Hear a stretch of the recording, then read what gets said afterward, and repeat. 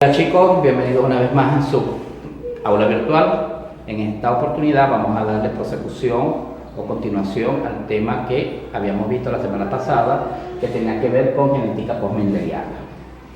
La vez pasada nosotros vimos lo que era la dominancia incompleta y la codominancia entre individuos. Y en esta oportunidad entonces nosotros vamos a ver lo que son los alelos múltiples y la herencia sanguínea, entre otras anomalías que pueden darse con la herencia recesiva, que está también ligada al sexo, que lo vamos a ver en el próximo video. Para que nosotros podamos hablar de alelos múltiples, nosotros tenemos que tenemos que constatar de que estos solamente se dan en pequeñas poblaciones o en poblaciones específicas de animales. En este caso se encontró nada más, y los estudios que se hicieron recientemente o que se han venido haciendo desde hace tiempo y de lo más reciente ha sido sobre conejos domésticos. Estos alelos múltiples es cuando un gen presenta más de dos alelos. Recuérdense que en el ser humano esto no se da porque nosotros somos, nada más la raza humana, nosotros solamente poseemos dos alelos, ¿ok? Y eso está comprobado desde hace muchísimo tiempo y eso es irrefutable. Nosotros no poseemos más de dos alelos y por eso no tenemos alelos múltiples o no tenemos esta condición genética. Pero los animales sí. Y estos alelos, o sea, es decir, que se presentan varios caracteres o varios alelos para un mismo individuo o para un mismo gen, en este caso el color del pelo, del pelaje del animal. Y estos se encuentran en el mismo locus, es decir, que se encuentran en una misma condición genética. Cuando nosotros hablamos de animal, nosotros estamos refiriéndonos al conejo doméstico, que su nombre científico es Ornitholalus cuniculus, ¿ok? La ciencia que estudia los conejos se llama cunicultura, y por eso es que el nombre deriva es del nombre científico de este animal. Presenta 4 genes, alelos para el color del pelaje. ¿Cuáles son esos colores? ¿Cuáles son esos alelos? Presenta 3 alelos dominantes, uno para el color marrón, que se le denomina agouti, uno para el color gris, que se le denomina chinchilla y tiene la che por lo mismo, uno porque presenta nariz, patas y orejas manchadas, y el cuerpo blanco, que se le denomina himalaya por los himalayas, y con la letra H recesiva, ¿ok? Y el último gen o el último alelo que es recesivo, que es albino o blanco. En su libro ustedes tienen representados los 4 conejos que están allí en el libro y que representan entonces a estos 4 individuos y estos 4 alelos, cómo se hacen presentes en un mismo individuo de una misma especie. Dicho esto, entonces nosotros vamos a ver la parte de la herencia sanguínea. Yo les he dicho a ustedes que yo generalmente, a mí me gusta ir un poco, a veces para poder comprender mejor, ir de atrás hacia adelante, para que nosotros podamos comprender un poco más o un poco mejor, dilucidar más las ideas con respecto a esta parte de la genética. ¿Por qué? Porque hablar de genética es un poco engorroso, es un poco confuso, es bastante amplio. De hecho, esta clase es muy amplia y por ende, entonces nosotros lo que hacemos es que hablamos, o nosotros lo que hacemos es que podemos relacionar los grupos sanguíneos primero, para luego, y cómo estos actúan frente a una condición inmune, para luego entonces entrar en la parte genética como tal. Cuando nosotros hablamos de herencia sanguínea, nosotros estamos hablando de un señor que en 1900, que se llama Karl Landsteiner, habló sobre lo que eran los grupos sanguíneos. Él observó en transfusiones de sangre que habían unas de estas que cuando se le colocaban al paciente se coagulaban y producía algunas reacciones en el paciente. Él, alertado en esta condición, en este protocolo, entonces decidió hacer una investigación exhaustiva con respecto a esta condición. ¿Por qué se daba esto?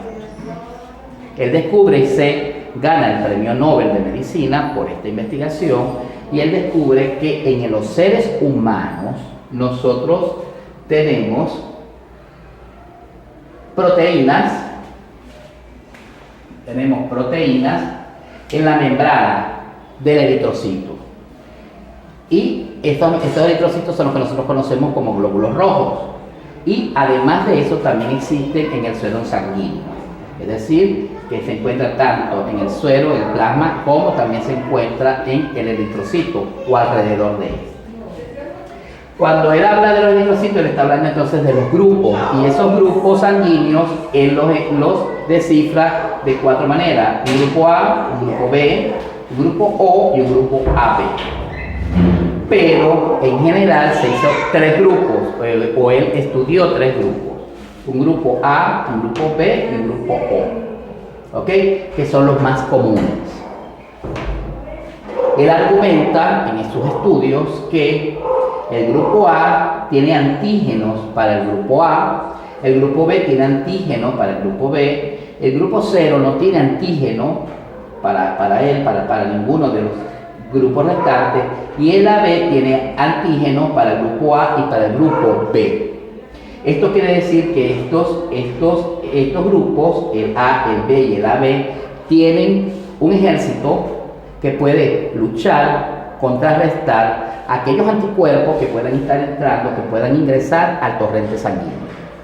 Entonces, también corroboró que había anticuerpos en el grupo A, anticuerpos B, es decir, que luchaban con los antígenos B, y había anticuerpos A en el grupo B que luchaban contra estos antígenos, y que en el grupo AB habían antígenos para A y B. Entonces, aquí él pudo determinar además que este grupo no tenía proteína, pero sí tenía anticuerpos A y B. Es por ende que a este grupo O se le denomina también donadores universales. Ellos pueden darle sangre a todos los individuos de estos grupos, pero porque no tiene ningún mecanismo de defensa, no va a atacar a nadie, pero él solamente puede recibir grupos O, porque si a él le dan sangre o le meten sangre A y B, o A o B, lamentablemente ese paciente puede llegar hasta la muerte.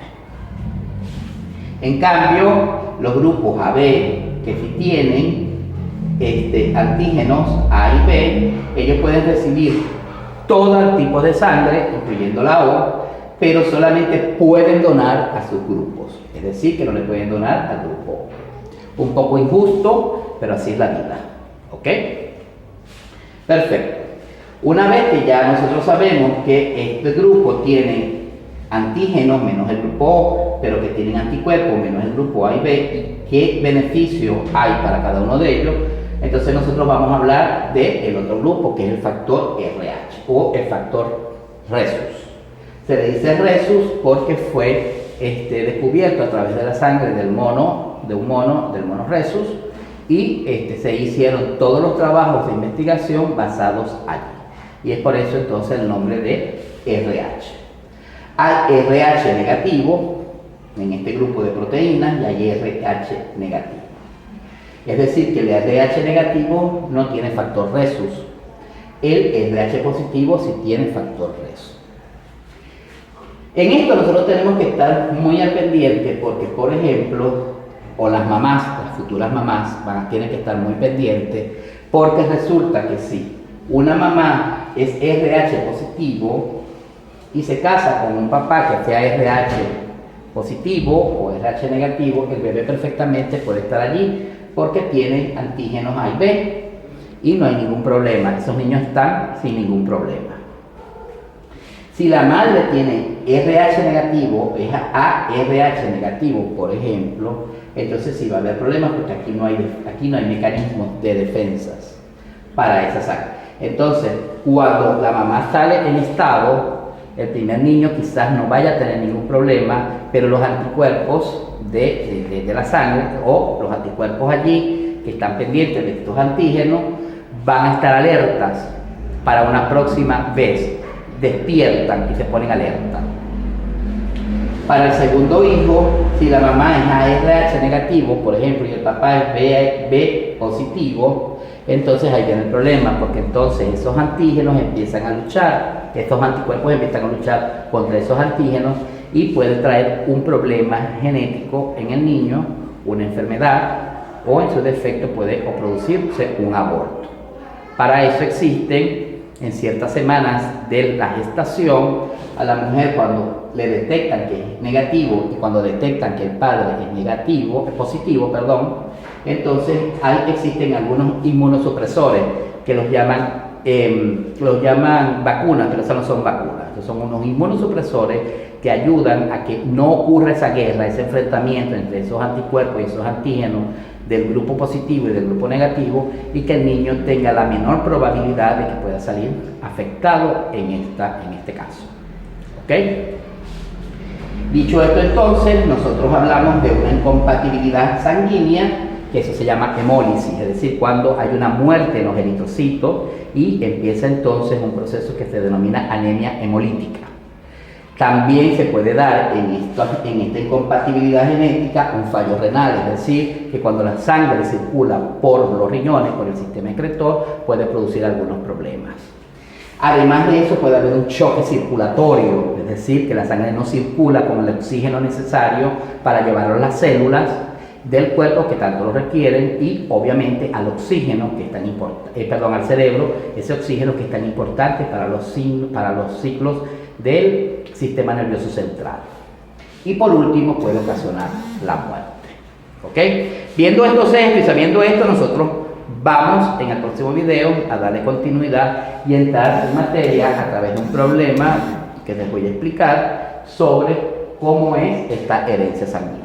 ¿Ok? Ya visto esto y que ya conozcamos cómo es esta reacción o esta relación de los factores o del factor RH junto con los grupos sanguíneos. Nos vemos en el próximo video, chicos.